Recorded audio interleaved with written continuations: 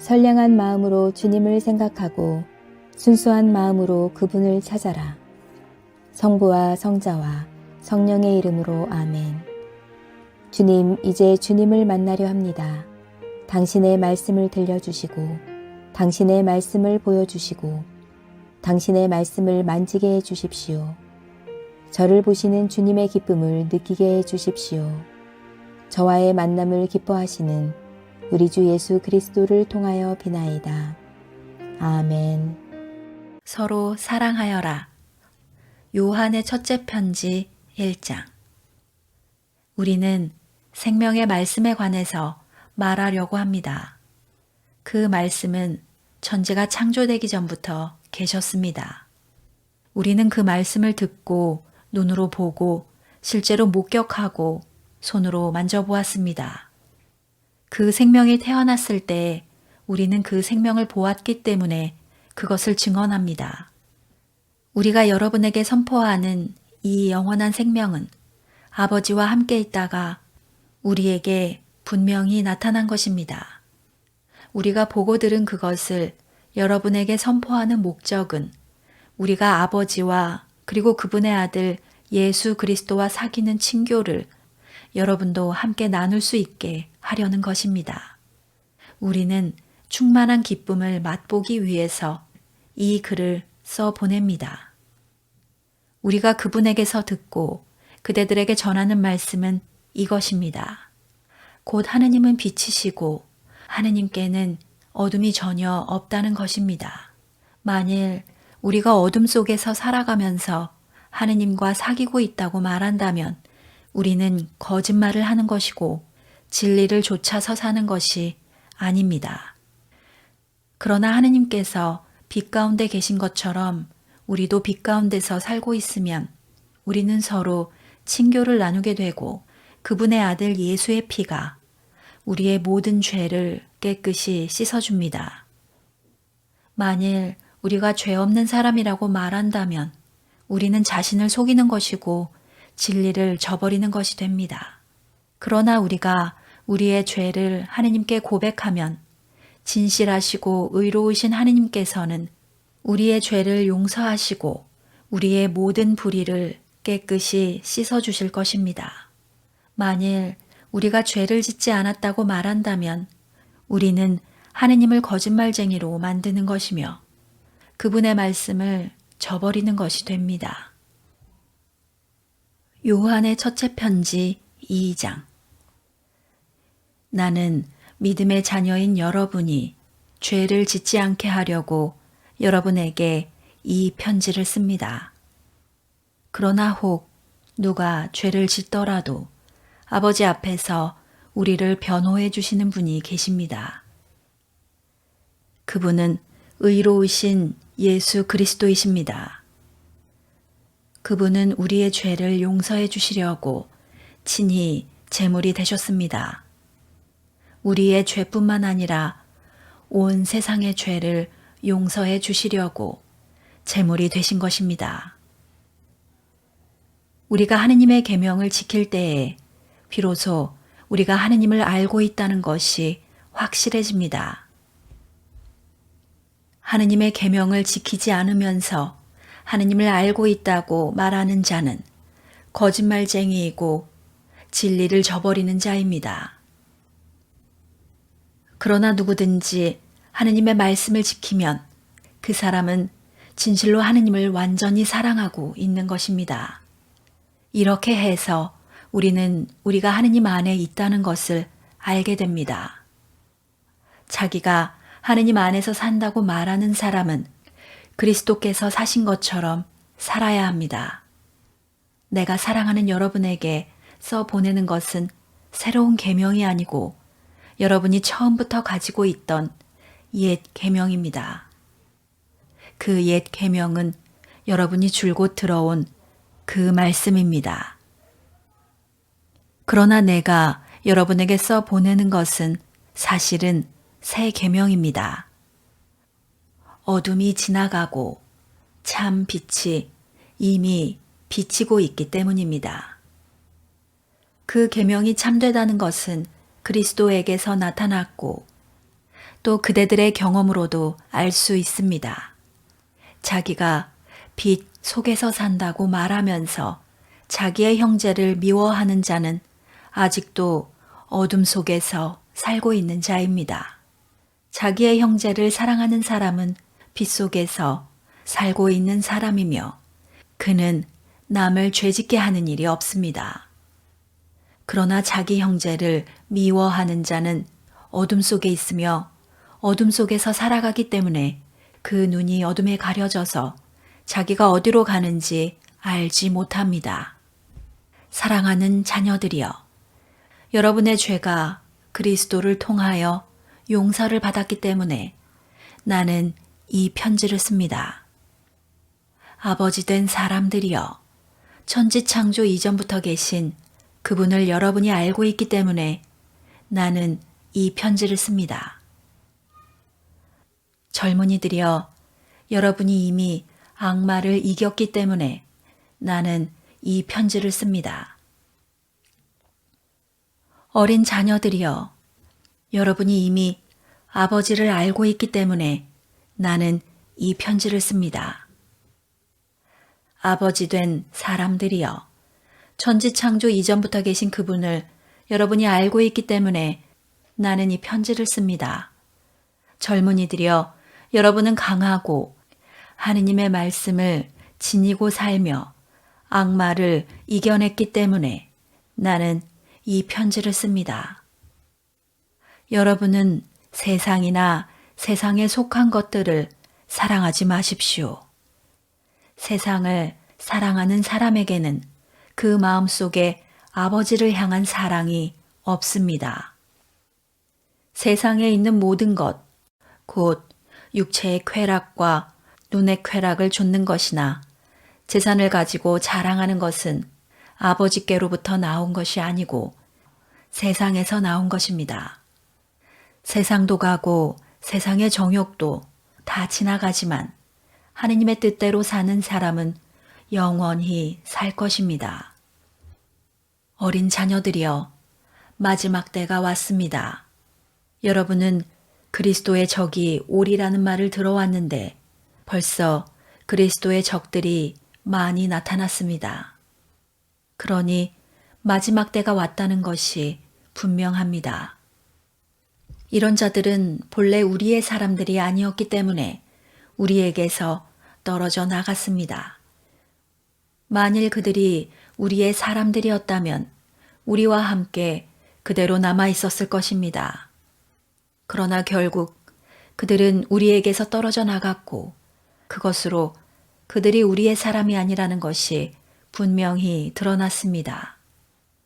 그러나 여러분은 그 거룩하신 분에게서 성령을 받았습니다.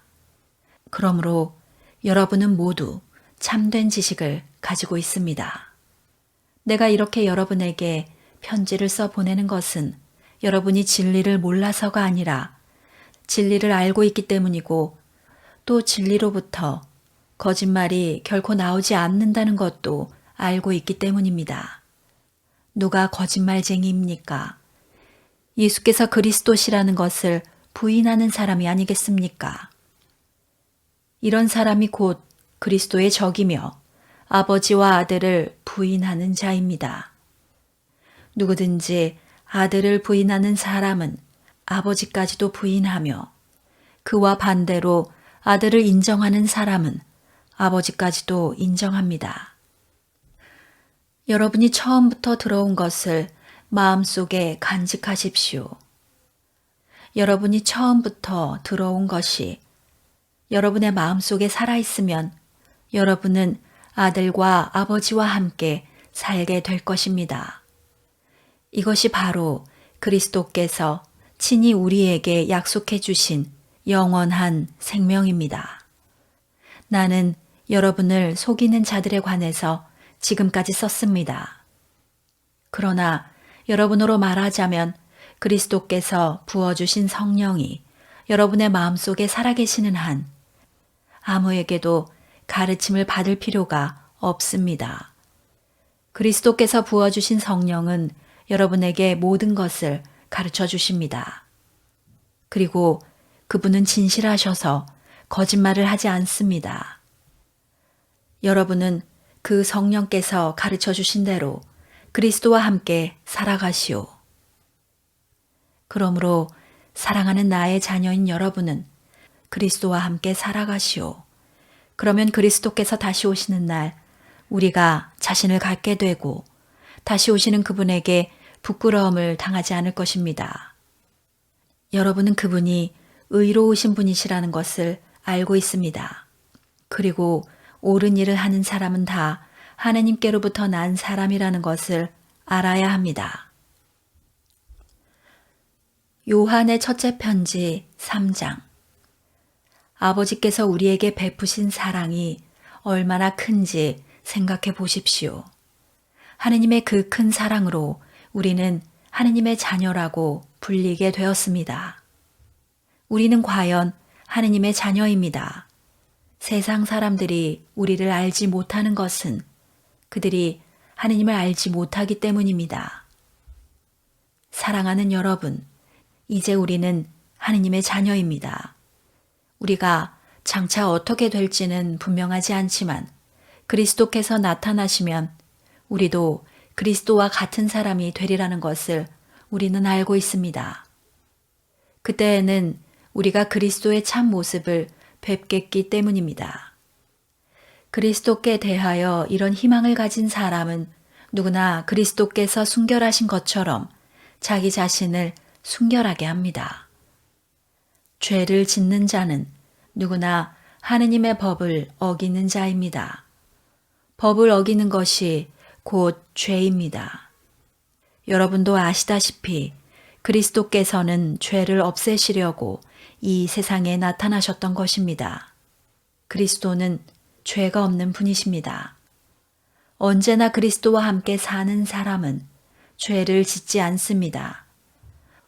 언제나 죄를 짓는 사람은 그리스도를 보지도 못한 사람이고 알지도 못하는 사람입니다. 사랑하는 자녀들이여, 여러분은 아무에게도 속지 마십시오. 올바른 일을 하는 사람은 그리스도와 마찬가지로 올바른 사람입니다. 언제나 죄를 짓는 자는 악마에게 속해 있습니다. 사실 죄는 처음부터 악마의 짓입니다. 악마가 저질러 놓은 일을 파멸시키려고 하느님의 아들이 나타나셨던 것입니다.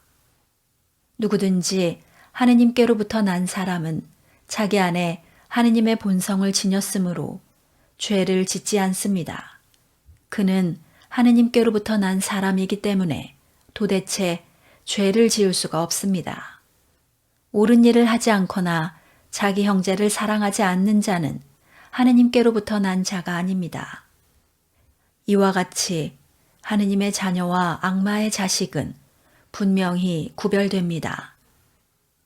여러분이 처음부터 들어온 계명의 말씀은 우리가 서로 사랑해야 한다는 것입니다. 그리고 우리가 카인처럼 되어서는 안 된다는 것입니다. 카인은 악마의 자식으로서 자기 동생을 죽인 자입니다. 그가 동생을 죽인 이유는 무엇이었습니까? 동생이 한 일은 옳은 일이었는데 자기가 한 일은 악한 일이었기 때문입니다. 형제 여러분, 세상이 여러분을 미워하더라도 이상히 여길 것 없습니다. 우리는 우리의 형제들을 사랑하기 때문에 이미 죽음을 벗어나서 생명의 나라에 들어와 있는 것이 분명합니다.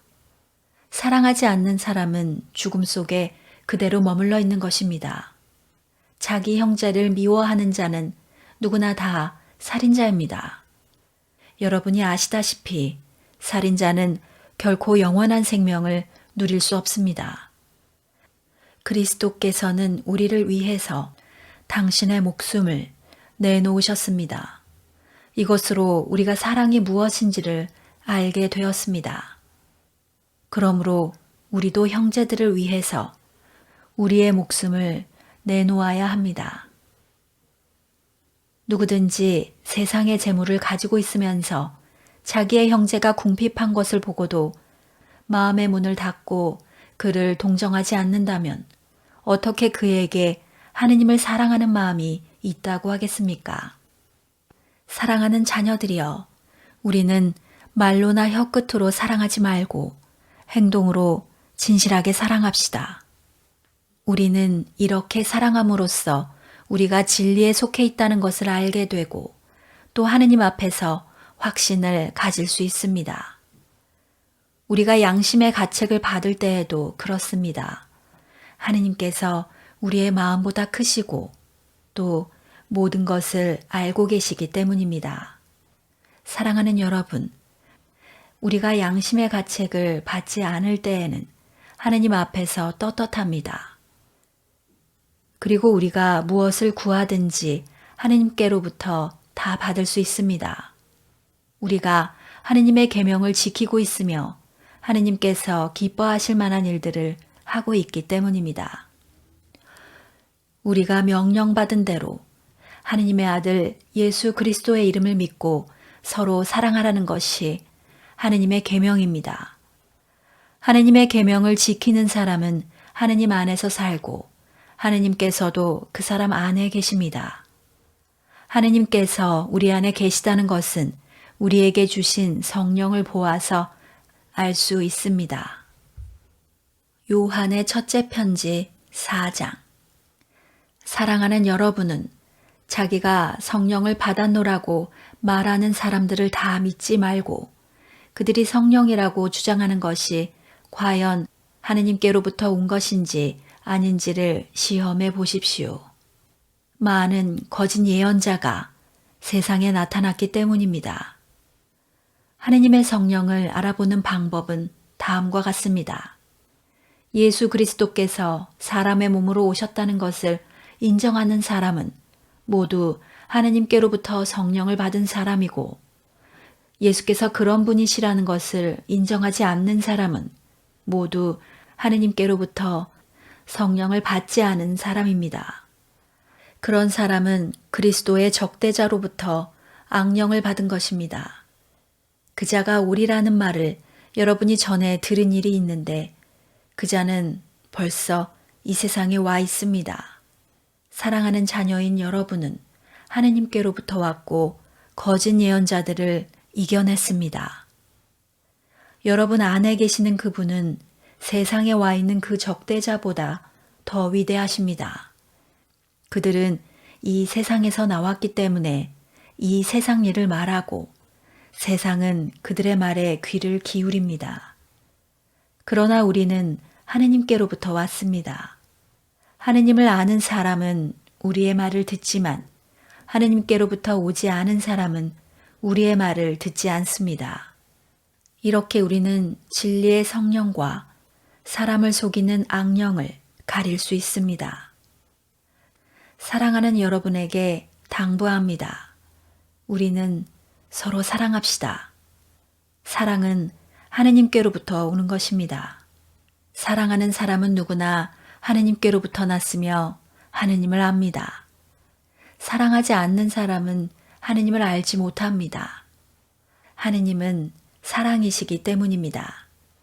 하느님께서 당신의 외아들을 이 세상에 보내주셔서 우리는 그분을 통해서 생명을 얻게 되었습니다. 이렇게 해서 하느님의 사랑이 우리 가운데 분명히 나타났습니다. 내가 말하는 사랑은 하느님에게 대한 우리의 사랑이 아니라 우리에게 대한 하느님의 사랑입니다. 하느님께서는 당신의 아들을 보내셔서 우리의 죄를 용서해 주시려고 제물로 삼으시기까지 하셨습니다. 사랑하는 여러분, 명심하십시오. 하느님께서 이렇게까지 우리를 사랑해 주셨으니 우리도 서로 사랑해야 합니다. 아직까지 하느님을 본 사람은 없습니다. 그러나 우리가 서로 사랑한다면 하느님께서는 우리 안에 계시고 또 하느님의 사랑이 우리 안에서 이미 완성되어 있는 것입니다. 하느님께서 우리에게 당신의 성령을 주셨습니다. 그러므로 우리가 하느님 안에 있고 또 하느님께서 우리 안에 계시다는 것을 알 수 있습니다. 우리는 아버지께서 당신의 아들을 구세주로 보내신 것을 보았고 또 증언하고 있습니다. 누구든지 예수께서 하느님의 아들이시라는 것을 인정하면 하느님께서 그 사람 안에 계시고 그 사람도 하느님 안에 있습니다. 우리는 하느님께서 우리에게 베푸시는 사랑을 알고 또 믿습니다. 하느님은 사랑이십니다. 사랑 안에 있는 사람은 하느님 안에 있으며 하느님께서는 그 사람 안에 계십니다. 이 세상에서 우리가 그리스도처럼 살게 되었으니 사랑이 우리 안에서 완성된 것이 분명합니다. 이제 우리는 자신을 가지고 심판날을 맞을 수 있게 되었습니다. 사랑에는 두려움이 없습니다. 완전한 사랑은 두려움을 몰아냅니다. 두려움은 징벌을 생각할 때 생기는 것입니다. 그러므로 두려움을 품는 사람은 아직 사랑을 완성하지 못한 사람입니다. 하느님께서 먼저 우리를 사랑하셨기 때문에 우리도 사랑을 합니다. 하느님을 사랑한다고 하면서 자기의 형제를 미워하는 사람은 거짓말쟁이입니다.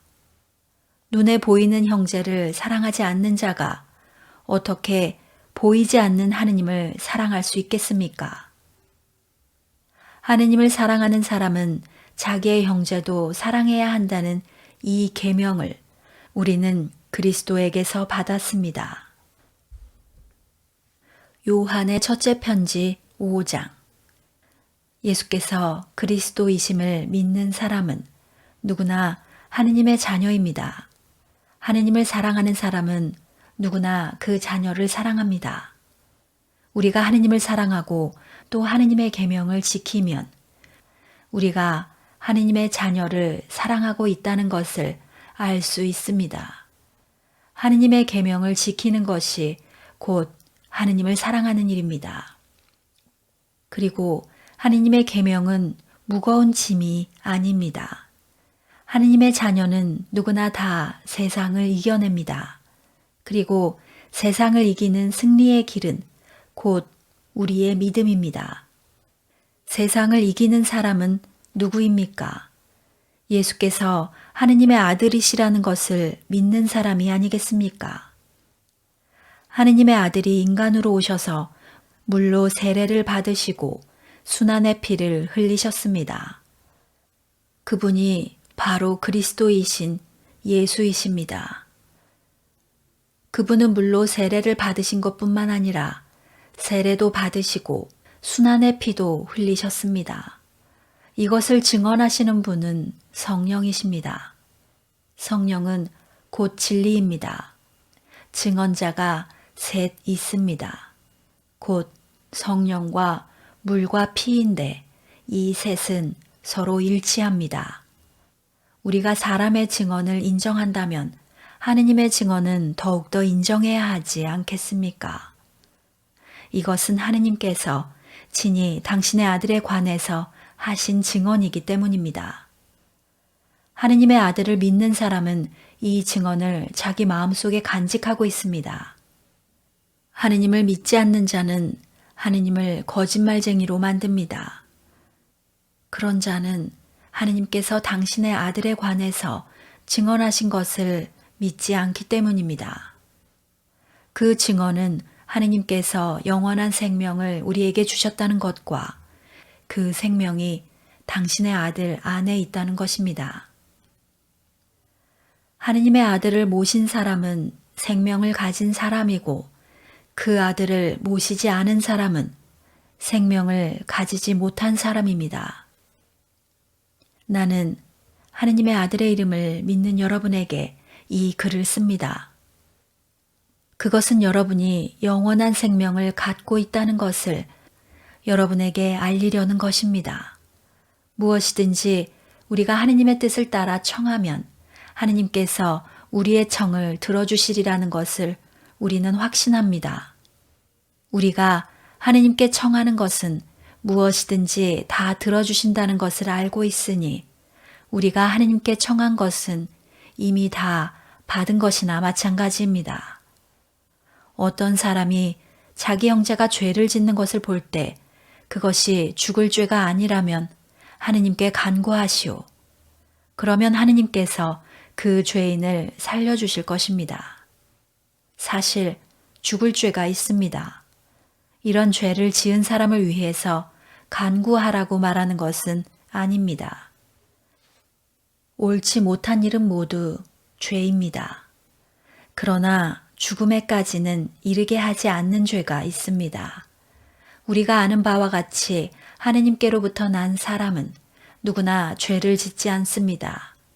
하느님의 아들이 그를 지켜주시기 때문에 악마가 그를 다치게 하지 못합니다. 우리는 하느님의 자녀이고 온 세상은 악마의 지배를 받고 있습니다. 그러나 하느님의 아들이 오셔서 참 하느님을 알 수 있는 힘을 우리에게 주셨습니다. 그리고 우리는 참되신 분, 곧 그분의 아들 예수 그리스도 안에서 살고 있습니다. 그분이야말로 참 하느님이시며 영원한 생명이십니다. 나의 사랑하는 자녀 여러분, 우상을 멀리 하십시오. 성당 건축을 위해 기도합시다.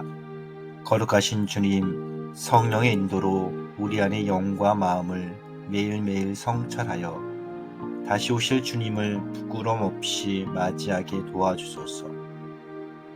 은혜로우신 주님, 훌륭한 건축가를 만나게 해주심에 감사드립니다. 건축가께서 은혜로 받은 재능을 발휘하여 주님의 뜻에 합당한 좋은 설계안을 만들 수 있도록 도와주소서. 지혜의 근원이신 주님, 건축위원들이 지치지 않게 보호하여 주소서. 건축의 과정마다 주님께서 원하시는 선택인지 분별할 수 있는 지혜를 허락하소서. 성전 완성의 희망으로 기쁨이 샘솟게 하여 주소서. 건축의 여정 속에서 교우들의 믿음은 점점 더 강해지고 영성은 날마다 더 깊어지기를 소망합니다. 모든 것을 새롭게 하는 절기에 예수님의 성탄을 기다리며 우리 주 예수 그리스도의 이름으로 기도하나이다. 아멘.